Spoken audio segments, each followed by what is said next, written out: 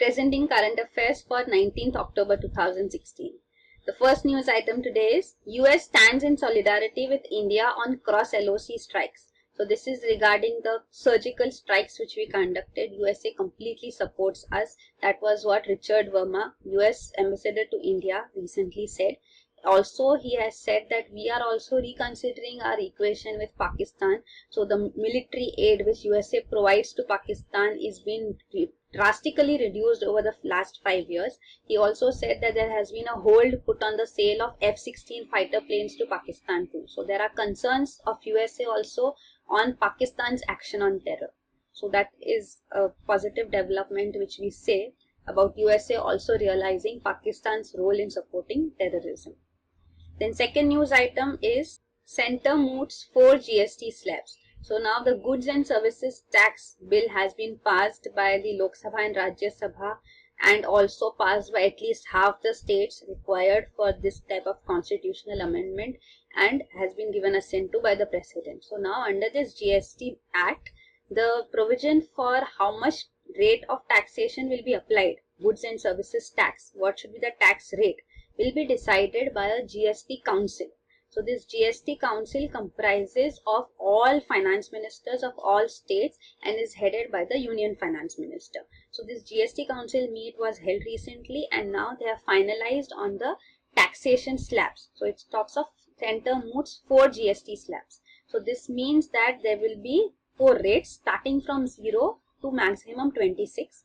The other rates in between are even there like 6, 12 and 14. So now the thing is that another rate extra is also there, that is a special 4% rate of tax which is there only for gold. So these rates of taxation like 0% GST will be for commodities like food, health, education related, and remaining taxation rates are decided on the basis of taxation right now such that it is an equivalent. So the way taxes are put on commodities today, the same way they'll fall under that same tax slab under GST too. The maximum percentage 26% is retained for demerit goods. So high value and goods like luxury cars, and demerit goods, the term basically means goods which are not considered healthy or which are not considered socially acceptable like tobacco or such commodities. So those will be taxed at the highest rate, plus also a cess would be put on them. So cess is there for such demerit goods. Also all the cesses will be subsumed under GST rate. Means presently cesses imposed like Krishi Kalyan cess, education cess, Swachh Bharat cess will all be subsumed. There will be no such cess. Only one cess remains and that is clean environment cess. So only that will remain. So that is the proposed GST provisions which they are finalizing on, and we'll see how it goes ahead in the next day's news as well. Then the next news item is decision on BCCI plea against Lodha panel deferred. So now you must be knowing, it has been going on in news for long, that the Supreme Court is asking BCCI and all state cricket associations to implement Lodha panel reforms.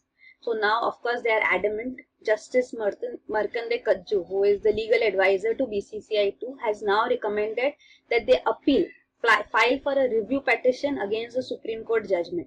So that means that the Supreme Court will constitute a higher constitutional bench comprising of 5 judges. It has also asked in its petition that the Chief Justice of India, Justice Thakur, should not be the member of this constitutional bench. So such are the demands being made, and they want a review on this judgment of the Supreme Court. The present judgment has Justice Thakur as one of the judges. So in the review, they don't want Justice Thakur to be the part of the constitutional bench. So this is the review petition filed. So that will be deferred for later. It has not been acted upon yet. The next news item is Supreme Court's poser on misuse of religion in elections. This is important, especially even as Representation of People's Act is part of a syllabus in mains. So Section 123 of Representation of People's Act puts restrictions on electoral malpractices. So what are corrupt practices in elections? So presently the question is on use of religion. Means if religion is used or religious leaders are used to sway the masses towards electing a particular political party. So that is questioned because there is a provision under Section 123 inciting communal hatred or communal divisions is a corrupt practice which is not allowed. It's an electoral malpractice. So now Supreme Court will look into this matter, whether such misuse of religion in elections should be declared as invalid under section 123, illegal or not. So that we'll see. That will come, the judgment will come.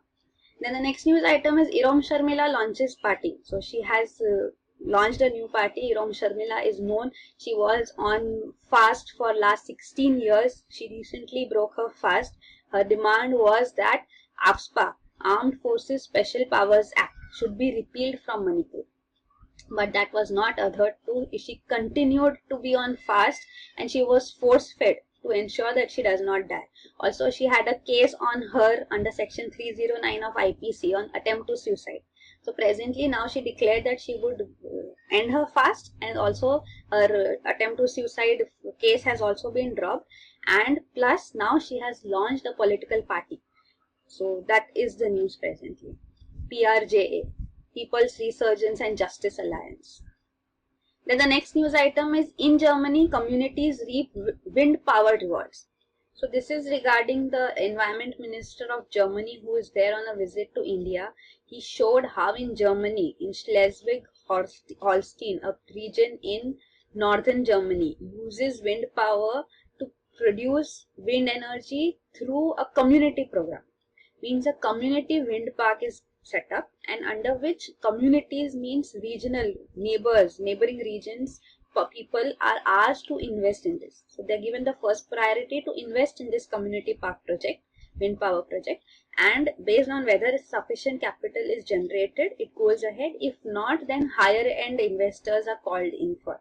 So a lot of people invest in these wind parks. As a result, they are also stakeholders. They will also profit from it as well, and they don't see this as an encroachment by big firms in their region. So this is an initiative which Germany has taken, and it is showing the way ahead to India too, where it sees that there is resistance to energy projects as well.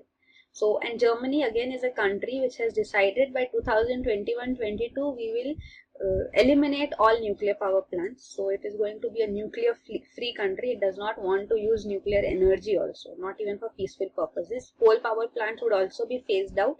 What they want is usage of renewable energy like solar, wind and so on. Then the next news item is Centre's regional connectivity proposal may face turbulence.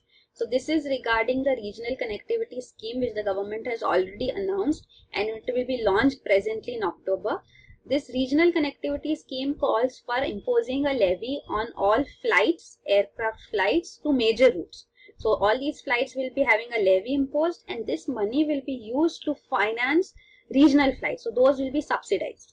So this has been challenged by major domestic airlines of the government in India, on the government, against the government, and a case has been filed. It says that this is illegal under the Aircraft Act of 1934. You cannot impose a tax without amendments. So the government aviation minister is still adamant, and the aviation ministry says that it is completely legal. We have also imposed a passenger service fee, which has been imposed on all flights to maintain the airports and everything. So the air flights, these aircraft say that that is fine, that is only a fee. But a tax being imposed can be done only through an amendment, and this action is completely illegal and unconstitutional. So they are asking for a case being filed. The aviation ministry says that you can go ahead, file the case. We are planning to launch it in October. We'll launch it, let the case go on. So that is this government stand, and the major domestic airlines like Jet Airways, Go, all are part of this group which has decided to file a case now.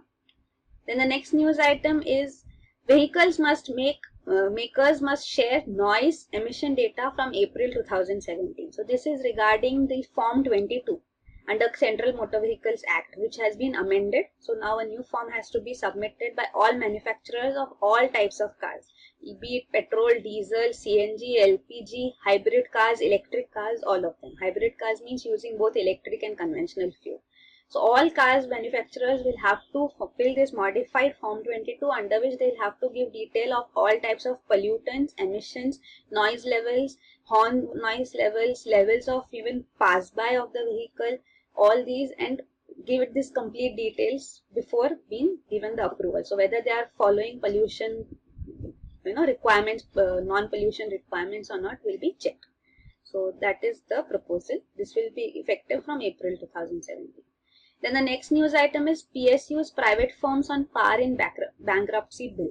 So the bankruptcy bill is being considered by the parliament presently. If this is passed, what will happen is the bankruptcy means when a company is in losses and it wants to wrap up, then a bankruptcy code is missing in India. This we saw in the case of even Vijay Mallya's case when his airlines did not do well. Kingfisher Airlines, it had to be wrapped up quickly so that the assets values remain worthwhile and they can be sold off and company can at least make some returns will be possible and banks will not have to wait to get the returns. So even the loans which have been given by these consortium of banks can be repaid for, at least by selling the assets. But what happens is everything gets delayed in India, and because of that the assets lose their value, the entire stocks fall, and eventually there's nothing to gain out of it. So once this bankruptcy bill is passed, what will happen is PSUs, public sector banks and private banks will all be on par. They will have the same bankruptcy bill under which they will function. Presently, they have to wait for the government's approval about how bankruptcy should, initiated and what should be done. So it's a complete delayed process. So that is appreciated. And then the next news item is India-US meet to focus on market access issues. So this is regarding the India-US Trade Policy Forum, which will meet presently too, under which they will discuss all the issues which they have regarding trade and investments. So issues like intellectual property rights issues, local requirements, as in the case of National Solar Mission in India, that some parts should be manufactured locally. So that is a case which is going on which had been filed in WTO also by USA, and that went against India. It went in favor of US, that its localization requirement should not be there. It affects international trade. So all these aspects, then regarding even the infrastructure in India, the H-1B visa fee hike in USA, the totalization agreement, which is a social security cuts which are imposed in both USA and India for workers who are NRIs working in USA but then residents in India. So their taxation, these cuts are there, the deductions are there on both sides. So that should not be the case. So USA takes social security levy on them, but then they are not given any benefit. So it should be India only which should look into this. So there should be a totalization pact for this. Like there is a double taxation avoidance pact. So this is a totalization pact for social security related deductions being on only one side and not both countries. So those aspects are also there. So we are going to have this forum meeting and they will discuss this trade policy forum meeting. Then the next news item is India invites Pakistan on disaster risk reduction meet. So we are having a disaster risk reduction conference in Delhi in November 2016, and we have sent an invite to Pakistan too. They have not accepted yet. An invite has been sent to 61 countries. Many have accepted. Let's see what happens. Then the next news item is Antares rocket launch reignites space delivery. So space deliveries to International Space Station are being done by Antares and SpaceX. NASA space shuttles have retired now. So these have both faced troubles. In 2013, this Antares had also faced trouble. Now it has come back and it has launched its rocket and that has been successful. And the last news item is milk from Tasmanian devil could fight superbugs. So Tasmanian devil, which is a marsupial majorly found in Australia. Marsupials means animals who have a pouch, who give to undeveloped, not completely developed young ones are born, and then they develop within the pouch of the mother. So such animals are called marsupials. Tasmanian devil's marsupial milk has a particular type of peptides which are beneficial and can fight superbugs. So this is a study on that. Now we'll discuss all these news items in detail. For that you can refer to part 2 of the video for current affairs. That is it for this video. Thank you.